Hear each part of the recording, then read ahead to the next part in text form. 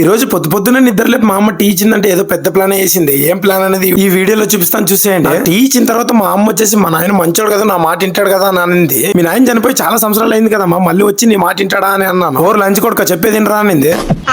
ఆ బట్టల కింద వెళ్ళి గ్యాస్ బుక్ ఉంది, దాన్ని తీసుకొని పోయి గ్యాస్ నింపుకొని రా అని చెప్పింది. అమ్మ బుక్ ఒకటి ఇస్తే గ్యాస్ ఇయ్యడమ్మ, బుక్ లో డబ్బులు పెడితేనే గ్యాస్ ఇస్తాడు అని చెప్పాను. సర్లేరా రెండో బీరువాలో డబ్బులు ఉన్నాయి తీసుకో అని చెప్పింది. ఓడి అమ్మ, మా కొంపలో ఉండేది ఒకే బీరువా. ఆ బీరువా కూడా మాది కాదు, అదంతా ఎలకల బీరువా. మా బట్టలే బయట ఉంటాయి, అన్ని ఎలకలే ఉంటాయి దాంట్లో.